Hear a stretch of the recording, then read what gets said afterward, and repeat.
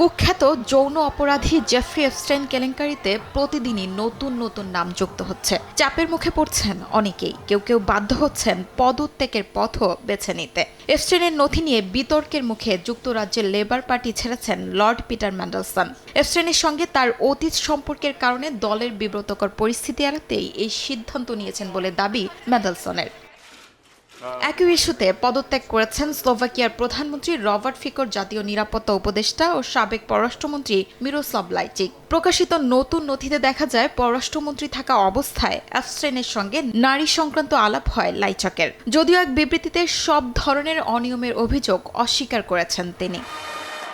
এদিকে সাবেক মার্কিন প্রেসিডেন্ট বিল ক্লিন্টনের দফতরের কর্মীদের সঙ্গে এপস্টাইন ও তার দীর্ঘদিনের সহযোগী গিজলেন ম্যাক্সওয়েলের যোগাযোগের নতুন তথ্য উঠে এসেছে। এসব যোগাযোগের মধ্যে কখনো কখনো অশালীন ইমেল আদান প্রদানের বিষয়ও রয়েছে। এপস্টাইন সংক্রান্ত দ্বিদলীয় তদন্তে সাক্ষ্য দিতে আইনি নোটিশ প্রত্যাখ্যান করায় ক্লিন্টন দম্পতির বিরুদ্ধে কংগ্রেস অবমাননার প্রস্তাবের ওপর প্রতিনিধি পরিষদে ভোট হওয়ার কথাও রয়েছে।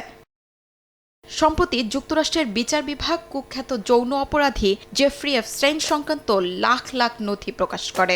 নাম আসে মার্কিন প্রেসিডেন্ট ডোনাল্ড ট্রাম্প, ভারতের প্রধানমন্ত্রী নরেন্দ্র মোদী সহ বিশ্ব নেতাদের। এমনকি বিল গেটস ও ইলন মাস্কের মতো ধন কুবেরদের সঙ্গেও এপস্টাইনের গভীর যোগাযোগ থাকার ইঙ্গিত পাওয়া যায়। এছাড়াও সাবেক ব্রিটিশ প্রিন্স অ্যান্ড্রু মাউন্টব্যাটেনের সঙ্গেও এক নারীর আপত্তিকর ছবি উত্তাপ ছড়িয়েছে ব্রিটেনে।